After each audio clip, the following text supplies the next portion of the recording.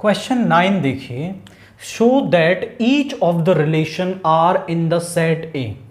X जो है वो इंटीजर्स से है, और कौन से इंटीजर्स हैं? 0 से 12 तक के इंटीजर्स यहां पर हैं। गिवन बाई, पहला रिलेशन है कि modulus of a minus B is a multiple of 4। दूसरा है a comma B a is equal to B. हमें दिखाना है कि दोनों ही जो हैं वो इक्विवेलेंस रिलेशन है, plus find all the elements related to 1 in each case. मतलब दोनों ही केसेस में हमें 1 से रिलेशन रखने वाले, मतलब इक्विवेलेंस क्लास ऑफ 1 हमें निकालनी है। तो आप समझो, पहले हम इसको करते हैं फर्स्ट को। R is equal to A comma B कब होता है यहां पर? जब modulus of a minus B is a multiple of 4, यानी कि वो 4 इंटू n हम दिखा पाते हैं। मल्टीपल ऑफ 4 दिखाने का मतलब है 4 इंटू सम इंटीजर आपने दिखा दिया तो वो मल्टीपल ऑफ 4 हो गया। तो 4 रिफ्लेक्सिव हम इसे करते हैं, 4 रिफ्लेक्सिव। तो यहां पर let a belongs to a, हमने इससे कोई एलिमेंट मान लिया। अब a माइनस a का जो मॉड्यूलस है वो आएगा 0, तो 0 को आप ऐसा भी लिख सकते हो 4 into 0, so which is a multiple of 4, which is a multiple of 4। यानी आप किसी भी रिलेशन का खुद के साथ, जैसे 1 माइनस 1 निकालोगे तो 0, 2 माइनस 2 निकालोगे तो सभी अपने साथ रिलेशन बनाएंगे, क्योंकि 0 is a multiple of every number. तो आप कह सकते हैं a comma a belongs to r, so r is reflexive. तो जो r है हमारा वो रिफ्लेक्सिव होगा। 4 सिमेट्रिक, यहां पे आ गया let a comma b belongs to r। मतलब इसका क्या है कि a माइनस बी का जो मॉड्यूलस है वो 4n है। अगर मैं यहां से माइनस कॉमन ले लूं तो भी ये 4n रहेगा, और माइनस इसको क्या बना देगा? पॉजिटिव बना देगा। यानी b माइनस a का जो मॉड्यूलस है वो 4n है। b माइनस a का मॉड्यूलस इज 4n। तो अगर b माइनस a का जो मॉड्यूलस है वो 4 का मल्टीपल आ रहा है, तो हम कह सकते हैं कि b comma a belongs to r, so r is symmetric. तो जो r है वो क्या हो गया?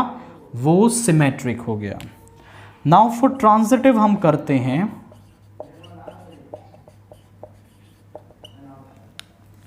Let a comma b belongs to r and b comma c belongs to r। जरा चेक करिए, a कॉमा b के r में होने का मतलब है modulus of a minus b is 4 का multiple, and modulus of b minus c is 4 का मल्टीपल। यहां से अगर हम मॉड्यूलस को हटाएंगे तो a माइनस b आएगा प्लस माइनस का 4m, क्योंकि यहां से जब मॉड्यूलस हटता है तो इधर प्लस माइनस का सिंबल आता है। यहां से हटाओगे तो प्लस माइनस का 4n, दोनों को ऐड कर लो।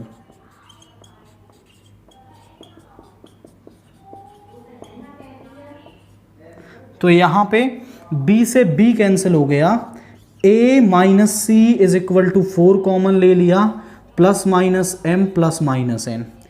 मॉड्यूलस ले लो यहां पर, तो यहां पे आ गया 4 इंटू m प्लस n। यानी आप देखो तो यहां पर कोई इंटीजर आएगा वो 4 का मल्टीपल हो गया, तो a माइनस सी का जो मॉड्यूलस है वो 4 का मल्टीपल आ रहा है, which implies a comma C belongs to r, so r is transitive. तो जरा चेक करिए कि r जो है वो ट्रांजिटिव हो गया। अब हमें इक्विवेलेंस क्लास ऑफ 1 निकालनी है। इसकी डेफिनेशन क्या होती है अगर हम इसे लिखें, इसमें x एलिमेंट आएंगे such that x belongs to a, x, 1 belongs to r। अब हमें अगर ये ऑर्डर्ड पेयर्स चेक करने हैं तो r को बनाना पड़ेगा। r को बनाना कोई ज़रूरी नहीं है, आप डायरेक्टली इन्हें लिख सकते हो। कैसे, ज़रा चेक करते जाओ। 0 से 12 तक हैं, जो आपका 1 है वो किसके साथ रिलेशन रखेगा, 1 माइनस 0। 1 माइनस 0 आपका यहाँ पर आएगा, नहीं आएगा, मल्टीपल ऑफ 4 नहीं है, तो यहाँ पर सीधा आएगा आपका 1 माइनस 1। तो एक तो ये अपने साथ रिलेशन रखेगा, एक तो 1, 1 जो ऑर्डर्ड पेयर है वो R में आएगा, तो यहाँ से 1 ले लिया हमने। अब आप चेक करो कि 1 माइनस 5 जो है -4 का मल्टीपल ये आएगा यहाँ पर, तो यहाँ पे 5 के साथ रिलेशन रख रहा है। एक आपका यहाँ पर ये किसके साथ रिलेशन रखेगा, 1 माइनस 9, तो ये आएगा -8, तो यहाँ पे आ गया 9।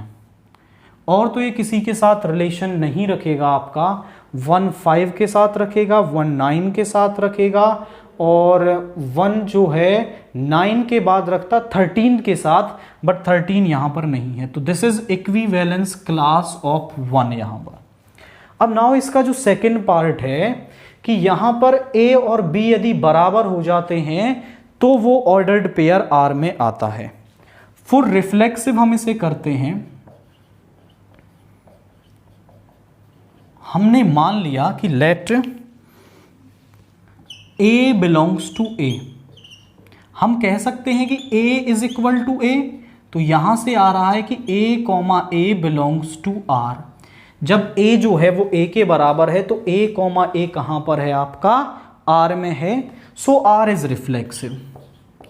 तो जो R है वो क्या होगा, रिफ्लेक्सिव आपका होगा। नाउ फॉर सिमेट्रिक हम करते हैं, सिमेट्रिक के लिए हमने बोल दिया कि let A, B belongs to R। A, B के R में होने का मतलब है A is equal to B, और यदि A is equal to B है तो हम ऐसा लिख सकते हैं B is equal to A। तो B जब A के बराबर है, so which implies B, A belongs to R, so R is symmetric. तो जो R है हमारा वो सिमेट्रिक हो गया। नाउ फॉर ट्रांजिटिव हम इसे करते हैं, फॉर ट्रांजिटिव करेंगे तो आप लिखोगे कि let A, B belongs to R and B, C belongs to R। A, B के R में होने का मतलब है A is equal to B, इसके होने का मतलब है B is equal to C। A B के बराबर है, B C के बराबर है, तो ऐसा हम कह सकते हैं कि जो A है वो C के बराबर होगा। So which implies A, C belongs to R, so R is transitive. तो जो R है हमारा वो क्या होगा, ट्रांजिटिव होगा। R रिफ्लेक्सिव है, R सिमेट्रिक है, R ट्रांजिटिव है, hence R is equivalence relation. तो जो R है हमारा वो इक्विवेलेंस रिलेशन हो गया। नाउ इक्विवेलेंस क्लास ऑफ 1 निकालनी है कि 1 के साथ कौन रिलेशन रखेगा। आप समझो कि 1 के साथ रिलेशन कौन रख सकता है, 1 के साथ ऑर्डर्ड पेयर में केवल 1 आ सकता है आपका। क्यों? क्योंकि 1 के बराबर केवल 1 होगा इस पूरे सेट में।